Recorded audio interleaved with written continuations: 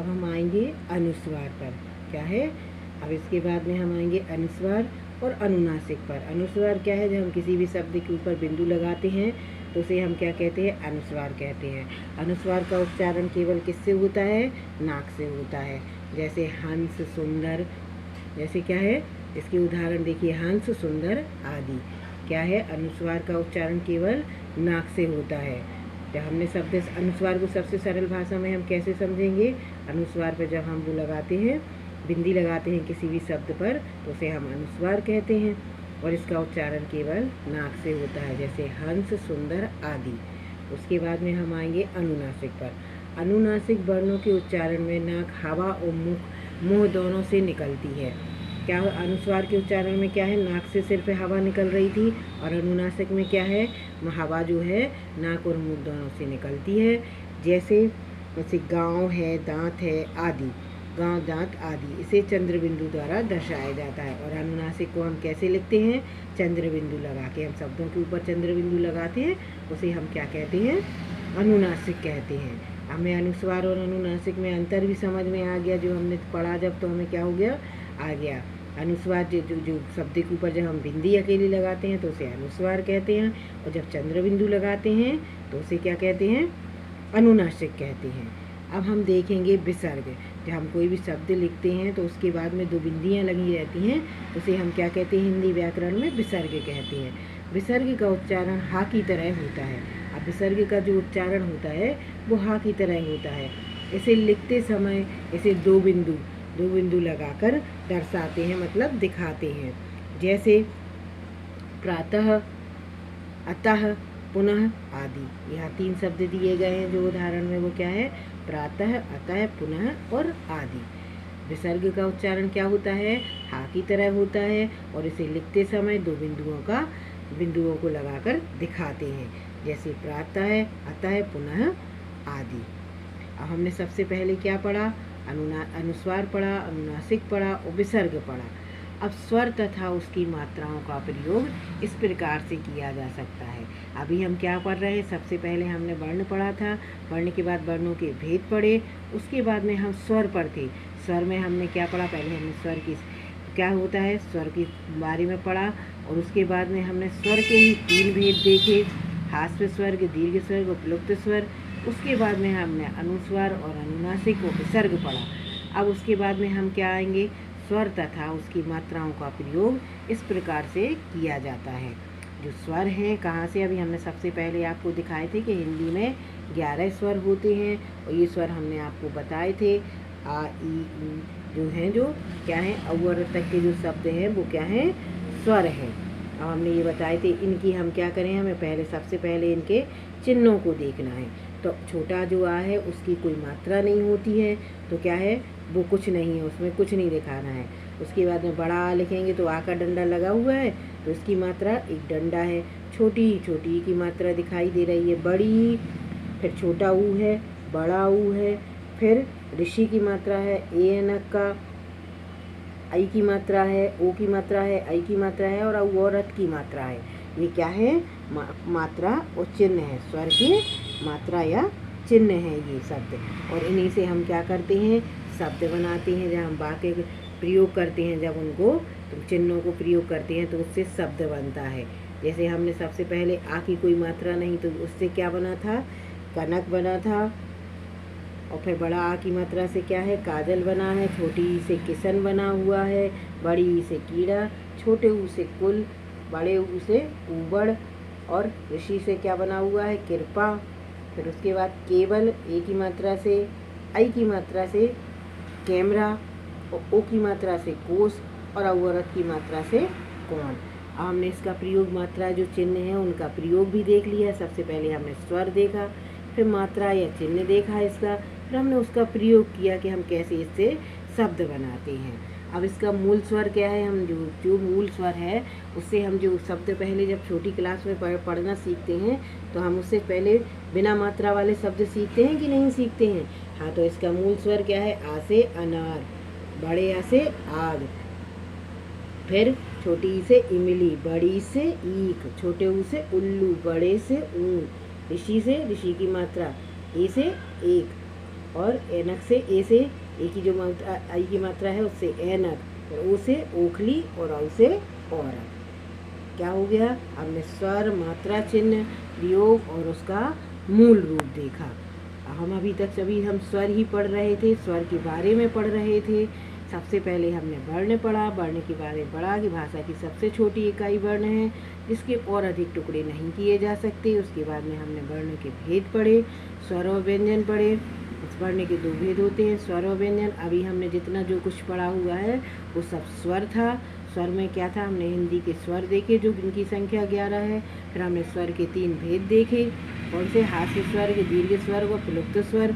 उसके बाद में हमने अनुस्वार देखा, अनुनासिक देखा, विसर्ग देखा। उसके बाद में हमने स्वर की मात्राओं का प्रयोग किस प्रकार किया जाता वो देखा। अब हम आएंगे व्यंजन पर। स्वरों के सहयोग से उच्चारण किए जाने वाले वर्ण क्या कहलाते हैं? व्यंजन कहलाते हैं। अब स्वरों की सहयोग से मतलब जो स्वर की मदद देते हैं उन्हें क्या है? उनको हम व्यंजन कहते हैं। स्वरों की सहायता से जो बोले जाते हैं शब्द उन्हें हम क्या कहते हैं? वर्ण, उन्हें व्यंजन कहते हैं। अब हिंदी में कुल कितने हैं? 33 मतलब 33 व्यंजन होते हैं। हिंदी में कितने हैं? 33 व्यंजन होते हैं। अब हम इसके बाद में हम आएंगे पेज नंबर 10 पर। हिंदी के जो व्यंजन हैं वो हमें दिए गए हैं। का से लेकर कहाँ तक है? का से लेकर जो का कमल का, खा खरगोश का, गा गमले का, घाघर का, ये शब्द जो दिए गए हैं ये सब क्या हैं? व्यंजन हैं। और इसमें अतिरिक्त व्यंजन क्या है? डा और ढाढ़क्कन का जो होता है वो अतिरिक्त व्यंजन होता है। ये अतिरिक्त व्यंजन है जो हमें पूरे दिखाई दे रहे हैं, वो आपको पढ़ना है, देखना है बुक में कौन कौन से हैं और कौन कौन से व्यंजन हैं और कौन से अतिरिक्त व्यंजन हैं। आगे आपको समझ में जो लिखा हुआ है इनको भी हम बहुत से वर्गों में बांट सकते हैं। इन्हें हमने क्या है? जो हमारे व्यंजन हैं उन्हें हम क्या कितने भागों में उसमें बांटते हैं? वर्ग में हम 5 वर्गों में उनको बांट देते हैं। और संयुक्त व्यंजन, अतिरिक्त व्यंजन अलग होता है जो हमें दिखाई दे रहा है ड़ा और ढाढ़क्कन का, वो क्या है? अतिरिक्त व्यंजन है। अब हम आएंगे वर्णमाला पर। वर्णों का पूरा समूह क्या कहलाता है? वर्णमाला कहलाता है। इसमें स्वर, व्यंजन, आयोग, वाय और संयुक्त व्यंजन शामिल होते हैं। वर्णमाला क्या है? वर्णों के समूह को हम क्या कहते हैं? वर्णमाला कहते हैं। ये क्या है? इसकी डेफिनेशन है कि वर्णों के समूह को हम वर्णमाला कहते हैं। इसमें स्वर, व्यंजन, आयोग, भाग और संयुक्त व्यंजन शामिल होते हैं। अब संयुक्त व्यंजन का सबसे पहले हमने व्यंजन भी देख लिए, वर्णमाला देख ली, हमें संयुक्त व्यंजन देखना है। संयुक्त व्यंजनों का क्या है? संयुक्त व्यंजनों का निर्माण 2 वर्णों के मेल से होता है। अब संयुक्त व्यंजन कौन कौन से होते हैं? छा, छत्री का, त्रा, त्रिशूल का और ज्ञा, ज्ञानी का और श्रा, श्रामिक का क्या है? ये संयुक्त व्यंजन हैं। हमें जब हमने वर्णमाला जो व्यंजन दिए गए हैं इसमें क्या है? वर्णमाला किस चीज़ों से बनी हुई है? स्वर और व्यंजनों से बनी हुई है। आयोग, वाय और संयुक्त व्यंजन उन सब से बनी हुई है। तो हमें क्या है? संयुक्त व्यंजन क्या है? छा, छत्री का, त्रा, त्रिशूल का, ज्ञानी का और श्रा, श्रामिक का है जो वो क्या है? संयुक्त व्यंजन है। अब हमने इसके बाद में हमने क्या देखा? अब हम इसके उदाहरण देखेंगे। जैसे छा, छत्री का है। छा, छत्री का जब हम वो करेंगे तो क्या आ जाएगा? उसमें क्या वो हो जाता है? छा का लोप होता है। अब देखिए आप, छा छत्री का लगा, उसके बाद में हमने आपको क्या दिखाई दे रहा है? का कमल का दिखाई दे रहा है, उसके नीचे हलंत लगा हुआ है और प्लस सा।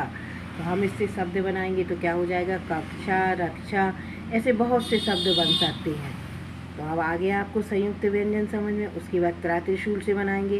ता के नीचे हलंत लगा हुआ है और रा, तो क्या हो गया? त्रा। इसको दोनों को हमने मिलाया तो क्या हो गया? त्रा। तो इससे त्रिशूल है। आ रहा है समझ में? ऐसे ऐसे इसके उदाहरण हैं। ज्ञानी का, या जो हम पढ़ते हैं उसका उच्चारण हो रहा है ज्ञानी से। जहाज का लिखा, उसके नीचे हलंत लगाया और प्लस करके वो कर दिया, तो उसके क्या हो गया? ज्ञान, विज्ञान, ऐसे बहुत से शब्द इससे अज्ञान इनसे बन सकते हैं ऐसे शब्द। और श्राश्रमिक का, श्रा के नीचे हमने क्या लगाया? हलंत लगाया और प्लस करके रा लिख दिया। तो इसमें क्या है? श्रम है, श्रमिक है, ऐसे बहुत से शब्द बन सकते हैं। और ये क्या है? संयुक्त व्यंजन है। जो 4 शब्द हैं ये संयुक्त व्यंजन है। छा, छत्री का, त्रा, त्रिशूल का, ज्ञानी का और श्रा, श्रामिक का। अब हम आएंगे द्वैत व्यंजन पर। द्वैत व्यंजन का निर्माण एक ही तरह के 2 व्यंजनों के मिलने पर होता है। एक ही तरह के 2 व्यंजनों से क्या मतलब होता है? जैसे आधा का लिखा हुआ चा, आधा चा, तो ये क्या है, संयुक्त व्यंजन है। इनका क्या है, द्वैत व्यंजन है, ये द्वैत व्यंजन है। अब इनसे क्या है, यदि हम इनको अकेला देखेंगे जैसे, तो इनका कोई अर्थ नहीं निकलता है। का, आधा का हमने ये पढ़ लिया, तो इससे कुछ हो रहा है, कुछ नहीं हो रहा। तो हम इसके आगे क्या करेंगे, हम इसके आगे भी शब्द व्यंजन जोड़ देंगे, तो क्या हो जाएगा, नए शब्द का निर्माण हो जाएगा। जैसे का के नीचे हलंत लगा हुआ है, और का बराबर धका उक्का, तो इससे हम बनाएंगे पक्का, कच्चा, धक्का, मुक्का, ऐसे बहुत से शब्द बना देंगे। ऐसे जैसे चा लिखा हुआ, चा के नीचे हलंत लगा हुआ है प्लस चा, आधा चा उच्चा, इससे बराबर क्या आ गया, आधा चा उच्चा, हलंत लगा हुआ है वो नीचे, इसलिए तो उससे क्या होगा, बच्चा, कच्चा, ऐसे शब्द जो हैं वो बनेंगे, वो क्या कहलाते हैं, द्वैत व्यंजन कहलाते हैं। अब हम देखेंगे संयुक्त अक्षर। एक से अधिक व्यंजनों के मिलने पर संयुक्त अक्षरों का निर्माण होता है। एक से अधिक व्यंजनों के मिलने पर संयुक्त अक्षर का निर्माण होता है। जैसे धा के नीचे हमने क्या लगाया, हलंत लगाया प्लस वा, तो क्या हो गया, ध्वज। अब हमने इसको हम पूरा शब्द बनाएंगे तो क्या हो जाएगा, जहाँ आधा धा और बा लगा के शब्द बनाएंगे तो ध्वज, ध्वनि, ध्वस्त, ये ऐसे शब्द बनेंगे जहाँ वो हो जाएगा व्यंजन लगा के हम नया शब्द बनाएंगे। संयुक्त अक्षर हो गए। हमने इसको देख लिया, क्या हो गया, इसका संयुक्त अक्षर देख लिए हमने। संयुक्त अक्षर क्या है, एक से अधिक व्यंजनों के मिलने पर संयुक्त अक्षरों का निर्माण होता है। अब हमने व्यंजनों में क्या पढ़ा कि स्वरों की सहायता से जो बोले जाते हैं उन्हें हम व्यंजन कहते हैं। हिंदी वर्णमाला के जो व्यंजन हैं वो इस प्रकार हैं। अतिरिक्त व्यंजन डा और डाल वो है, वो अड़ा, वो क्या है, अतिरिक्त व्यंजन है। और वर्णों के पूरे समूह को हम वर्णमाला कहते हैं। इसमें स्वर व्यंजन, आयोगवाय और संयुक्त व्यंजन शामिल होते हैं। संयुक्त व्यंजनों का निर्माण दो वर्णों के मेल से होता है, जैसे छाछत्री का, त्रातिशूल का, ज्ञाज्ञानी का और शास्त्रामय का। ये क्या है, दो वर्णों के मेल से बनते हैं। हमने इनके उदाहरण देखे। फिर उसके बाद में हमने देखा द्वैत व्यंजन। द्वैत व्यंजन का निर्माण एक ही तरह के दो व्यंजनों के मिलने पर होता है, उसे हम द्वैत व्यंजन कहते हैं। इसके भी उदाहरण हमने देखे।